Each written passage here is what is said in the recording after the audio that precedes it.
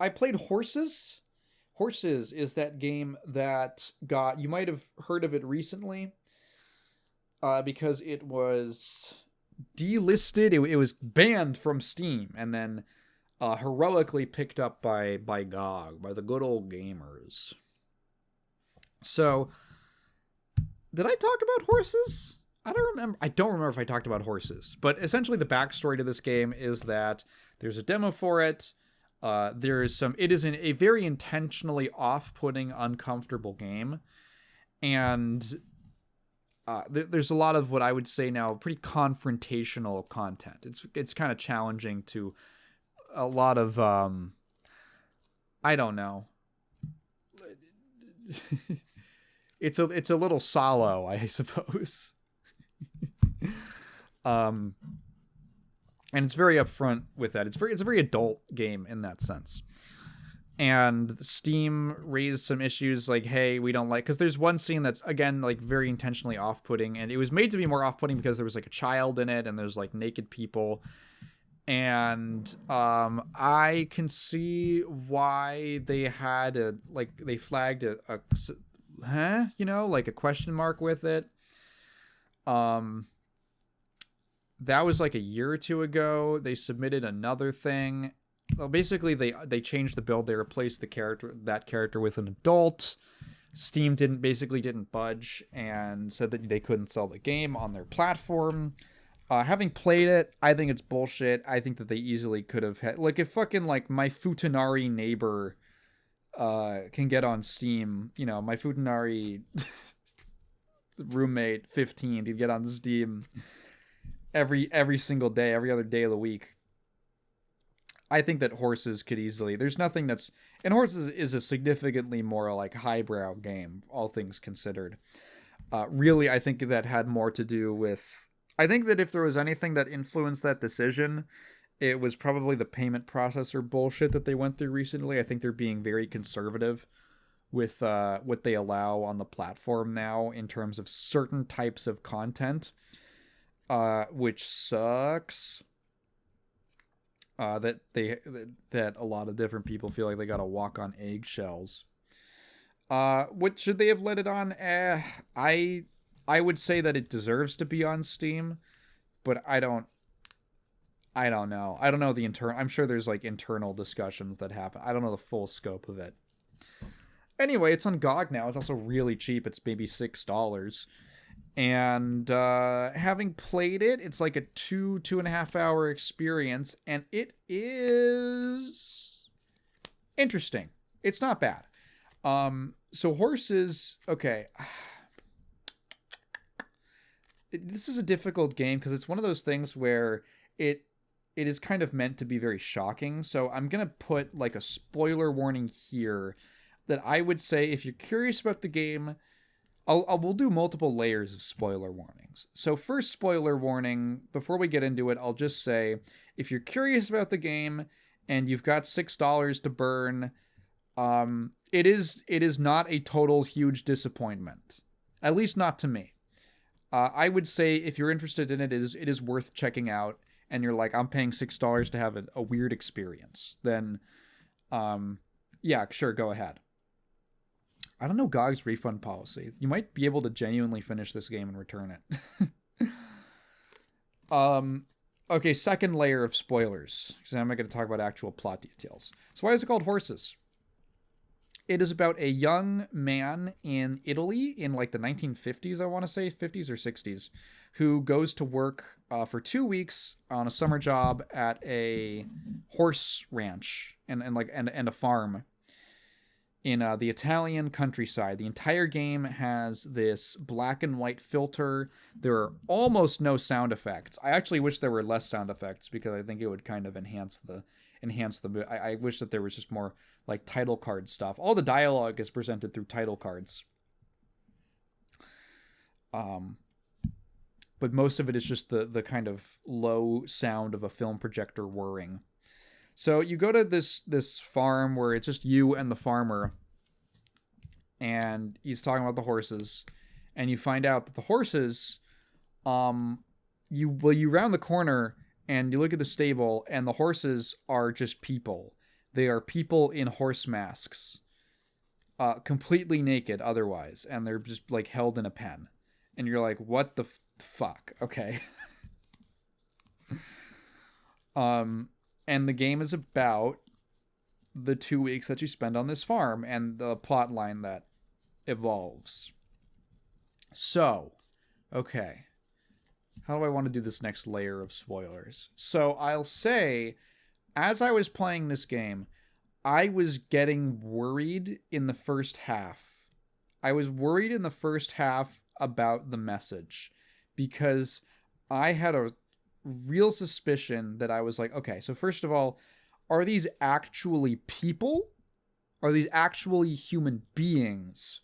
Or are they, like, in the canon of the game, meant to be horses, and they're just being presented as human beings to make a point, as like an artistic expression? Because in that case, I was worried that the game's message was going to be, imagine if we treated humans like farm animals. Wouldn't that be fucked up? You know, like a PETA game. PETA. And in that case, like, I mean, I guess, like, yeah, I would kind of agree with that, I guess. Like, in some sense, it depends on how you treat the animals. I don't have, like, necessarily, like, some big fucking, like, oh, fuck you, vegans, kind of objection to it. It's mostly just that that's a very lame, uninteresting message. And again, there's, like, a lot of PETA games that you can play with the exact same message. In which case all the presentation and stuff would just be very pretentious. So I was wondering about where it was going to go, and I'm not going to lie, I spent the first half of the game sort of tensed up, waiting for it to disappoint me with kind of a lame message. And then I will spoil this just to prove the negative. That is not the message of the game. Not as far as I can tell. Like, maybe in some sense you could tie it back to that, or you could get elements of that, but that's really not what the game is about. Not like the core idea of the game. So that's not what it is. So if you're curious about it and you want to go in, you kind of know the premise. No, it does not have kind of a lame, like, what if we should set all the animals free kind of message. That's just sort of like boring and kind of hackneyed. No. So, okay, now I'm going to actually talk about the game and what's kind of interesting about it and maybe some issues that I have. So, the game has some really effective moments. Basically, the game is divided into 14, just about 14 episodes, which are the 14 days of your stay at this farm. And on each day, some of the days are fairly uneventful. Some of the days, like, only one thing happens. On a lot of the days, you have a list of tasks that you have to accomplish. But generally, the plot line that unfolds is you learning about what is going on here and why these people have been forced to be horses. And that's where I have a bit of a barrier with the game. And I think it's because I am an American, or more specifically, that I'm not Italian. There are parts of this game that I get the sense that I'm just missing out on a certain cultural, historical context of something to do with Italian history. Because this is an Italian game. The team is all Italian. All the text by default is in Italian. You walk up to it and it kind of, it fades into whatever your chosen language is. Like, you'll walk up to a sign, the Italian word will kind of fade into an English one. But there are things that I just feel like, I don't know. There's a context that I'm not entirely getting, and I would be really curious to know an Italian's perspective on what this game is kind of saying about Italian culture. But I can say that I can identify some of the themes that crop up, namely about, like, freedom and repression. So you learn very quickly that the horses here are not happy. There is one of the first like really shocking moment after the initial reveal of the horses, which I kind of knew was a thing already because of the game's marketing, I suppose, or the screenshots from all the articles about it. You walk in, you round the corner. It's set up in this way where in order to go to the stables, they're at the back half of the house, or they're behind the house, so you always have to round the corner.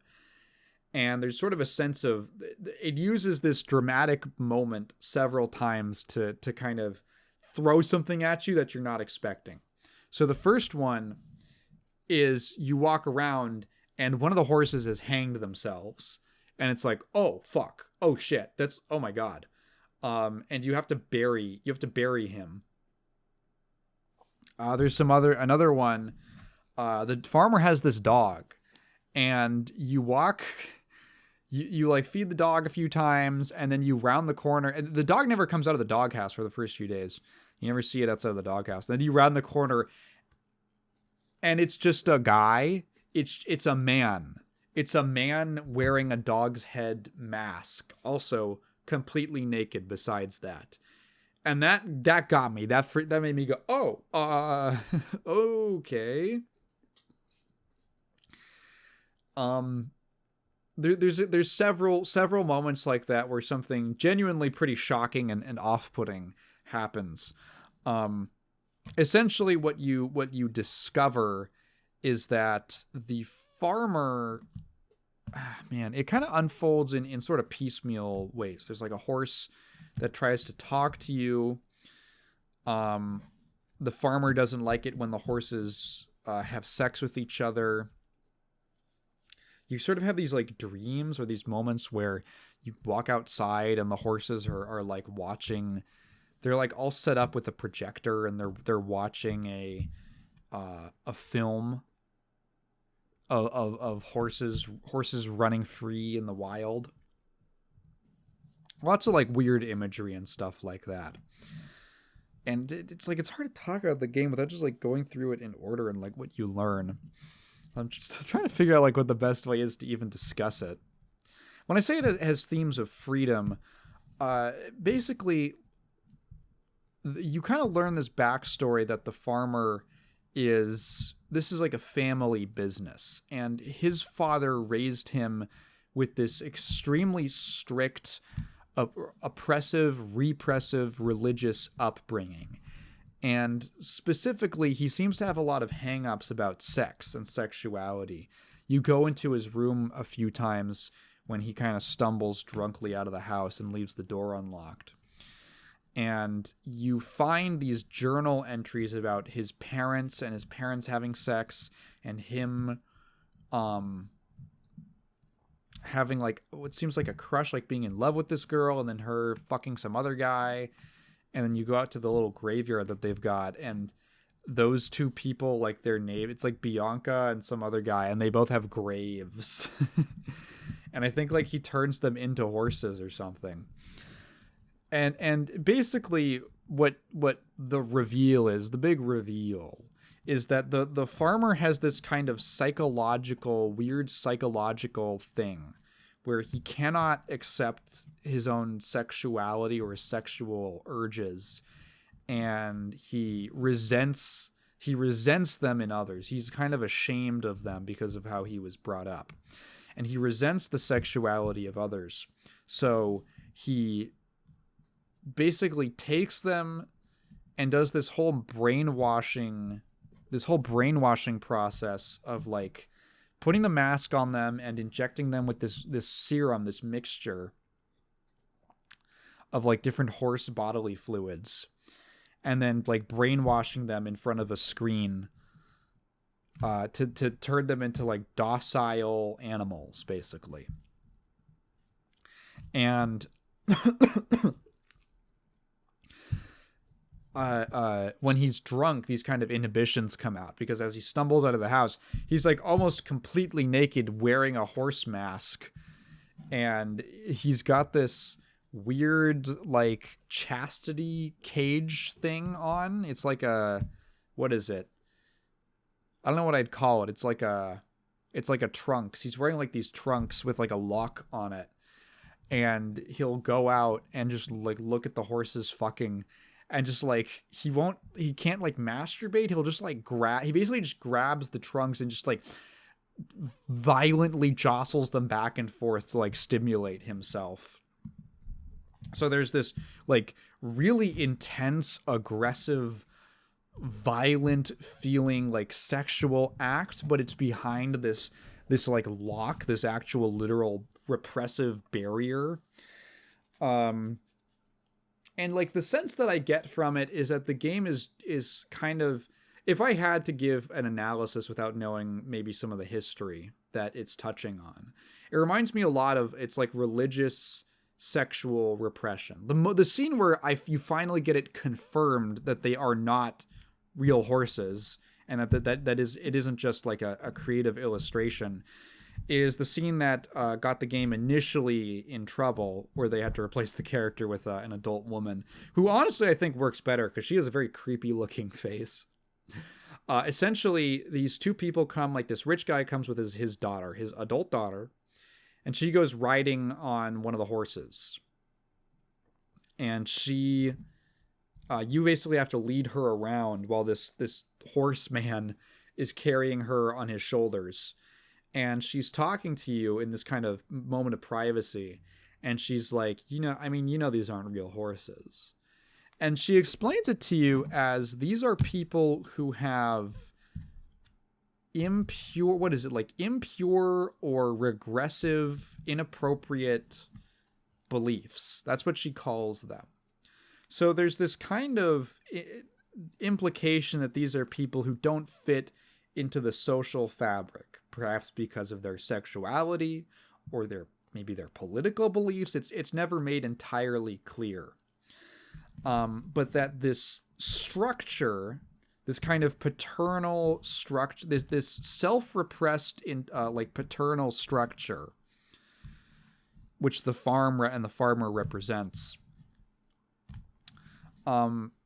inflict the misery of their own repression on people who are different and who break outside of this of their own self-oppressed mold, and they impinge on others' freedoms. And you see this a lot with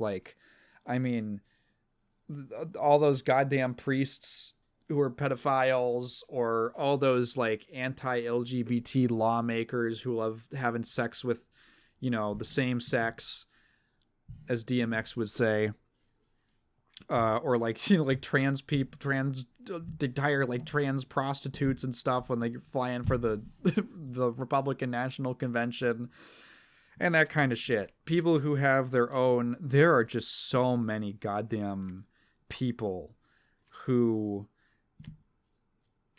have this need to kind of fit into a conservative ideal of who they should be, despite the fact that it doesn't really affect anyone around them. It's just been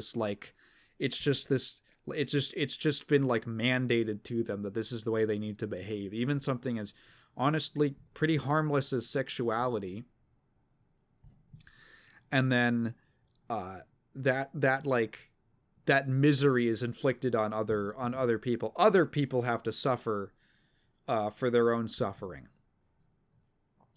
And I think that if there's any connection I can draw between what's in horses and real life, that would probably be it. The resolution in this game, I guess, is just to like shoot him. No, they knock him out, and then they give him the horse treatment, which I think is interesting, because the resolution of the game, the ending of the game, is not that everyone takes off the horse masks and they get to be people again, is they get to be free horses, which I find interesting, because they did not start as horses. So that's kind of a curious bit of symbolism.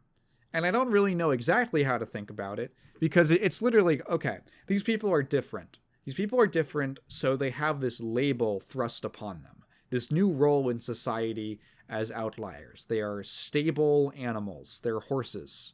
They're kept in a pen. They are basically subject to the whims of the farmer. They can be beaten, and they're fed on someone else's schedule. They have no agency over their own lives. They are an oppressed, literally second class, like subhuman level. And the resolution of the game is making the oppressor, like this kind of patriarchal figure, also folding into that identity, and then running off as that identity, which I find kind of curious. It makes me wonder if my reading of the game is entirely accurate, or maybe if the symbolism isn't as well thought through, or if they just really liked the idea of the end sequence being a bunch of horses, horse people running across the hills. There's a really cool sequence, actually. There's a dream sequence where you have a dream about freeing the one horse who is kind of helping you, who gets like basically captured again and sent to like horse hypnotism camp, sissy hypno camp. And you have this dream of rescuing her and then walking out the door, but then it's just like this big black void with this light in the distance, and you walk towards it and you realize that you're on the other side of that movie that the horses were watching, of the free running stallions in the wild. That's a pretty cool moment, that you're on the other side of it, and then the ending recreates that moment, essentially, that footage. That was pretty cool. I think that the game suffers a little bit from its budget. It's clearly a low budget game, and usually when you have a game with a low budget, there are stylistic elements that attempt to cover that up. Something like a pixel art style, which requires maybe like not as high fidelity.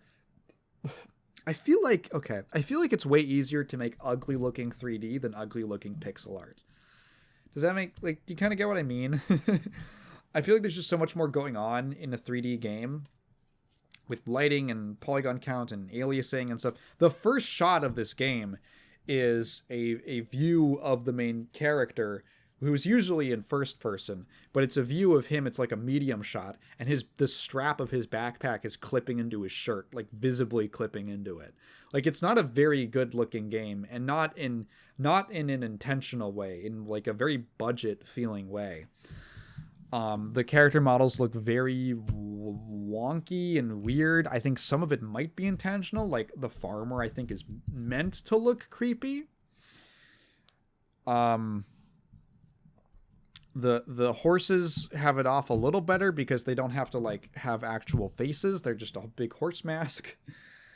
The lighting is very simple and unsophisticated. It often feels like, so there's like full frontal sex scenes in this game where the horses just start fucking, and it's definitely adult because of what's being depicted. But like, so first of all, everything has like a mosaic sensor blur over it. Whenever any genitals and like breasts and stuff have this blur field covering them up, so you're never like really seeing anything in super high detail. And like the sex is just like, it looks like two action figures smacking into each other. It's really not very graphic looking at all. I couldn't call it very sexy. Well, I mean, given the circumstances, I don't think it is very sexy. It's just maybe not that arousing. That stuff is mostly like fine, like I can look past it. There's a few moments where the low budget, I think, genuinely hurts the impact of several moments. The most striking one to me is the first time that the lady horse, I think her name is Linda? I forget what her name is. Basically gets caught leaving her stable to talk to you. She gets caught, and then you walk up, you walk around, turn around the corner the next day, and the farmer is just whipping her. He's just whipping her over and over with this crop on her back. The problem is that the whipping animation is not done. It is not a complete animation. It starts with him with his arm raised, and then he flicks it down, and there's a little bit of a recovery, right? And then the arm just snaps to the fixed, like, up, held up high position.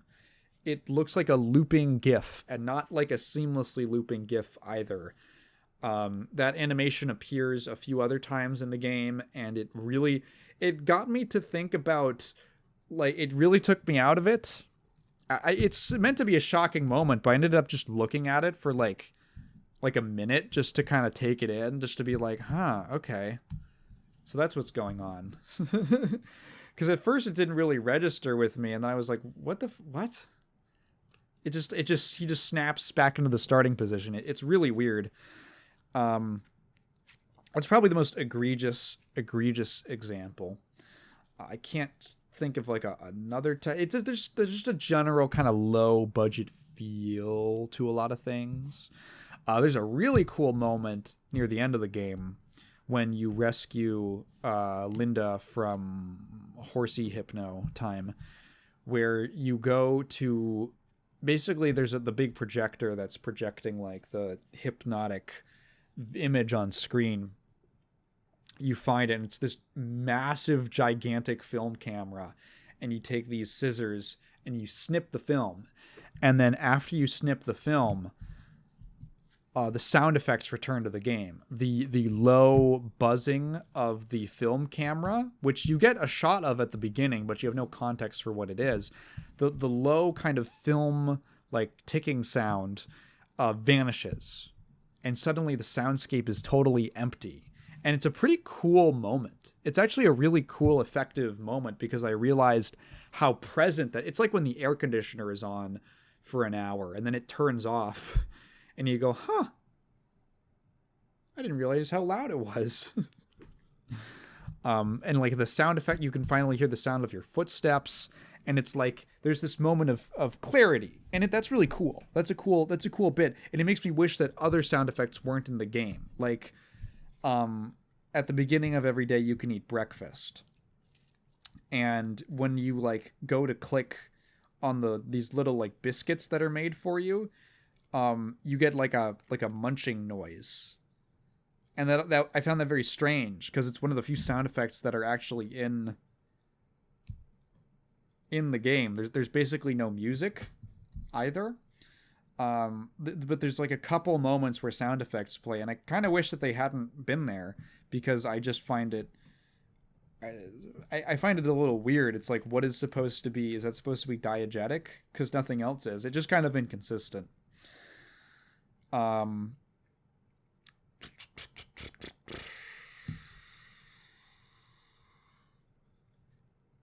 Anything else about horses? It's a cool game. It's an interesting game. I think it's definitely worth playing. Thankfully, I believe they made their money back on this, thanks to the GOG release. I think I would recommend checking it out. It's cool. Or maybe play. You know what this reminds me of? It really reminds me of like a 2010, 2011 Let's Play game. Something that someone would play for an episode or two. Because it feels, I don't know, for some reason I get this vibe off of it, like one of those indie games, you know, when indie games were really big to play on YouTube. I guess they still are, but there was this big Let's Play thing, and specifically with like really shocking, crazy game. I can just picture the 2011 YouTube like Markiplier thumbnail or something like that.